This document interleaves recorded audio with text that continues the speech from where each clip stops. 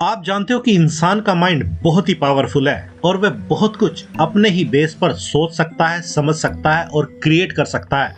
लेकिन फिर भी यह सब करने की ताकत उसको आपका पेट ही देता है। और इसीलिए तो कहा जाता है कि अगर किसी का पेट खराब हो जाए तो उसका माइंड तो अपने आप ही गड़बड़ा जाता है।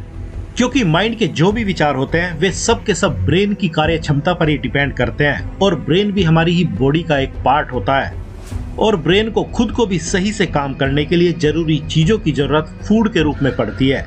लेकिन अगर हम केवल बाहरी तौर पर देखें तो हमें केवल अपने विचार ही हमारे मूड को खराब करने के लिए जिम्मेदार नजर आते हैं। लेकिन हकीकत में तो हमारे माइंड के विचार तीसरे नंबर पर आते हैं, जबकि हमें लगते हुए नंबर 1 पर है। जिसको अगर साधारण भाषा में समझा जाए तो माना किसी इंसान को किसी बात के लिए बहुत ही ज्यादा चिंता हो रही है और वह अपनी इस चिंता को दूर करने के लिए अपने विचारों को ही पहले तो चेंज करने की कोशिश करता है। लेकिन फिर भी उसकी चिंता खत्म होने का ही नाम नहीं ले रही होती है, क्योंकि उसका माइंड किसी चीज पर पूरी तरह से अटक गया है और अब वह इससे बचने के लिए शराब को पीना चूज करता है। तो जैसे ही वह शराब पीता है तो यह शराब उसके ब्रेन तक पहुंचती है और बहुत सी केमिकल रिएक्शंस करती है,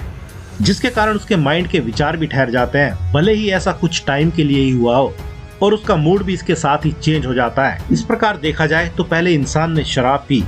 जो उसके पेट में गई और फिर वह उसके पेट से ब्रेन तक पहुंची और फिर उसके अकॉर्डिंग ही उसके माइंड के विचारों में बदलाव आया,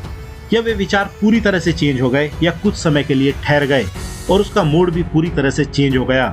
और अब अगर इस प्रकार देखा जाए तो हमारा पेट ही हमारे मूड के लिए जिम्मेदार होता है, और अगर इससे भी एक कदम आगे जाया जाए तो पेट से पहले भी हमारे द्वारा खाया गया फूड ही हमारे मूड को कंट्रोल करता है।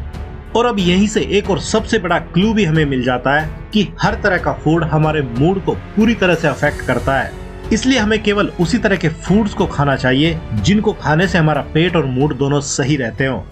और सबसे बड़ी बात वह हैप्पी हार्मोन जिसको हम सेरोटोनिन के नाम से जानते हैं, जो हमारे अच्छे मूड के लिए जिम्मेदार होता है,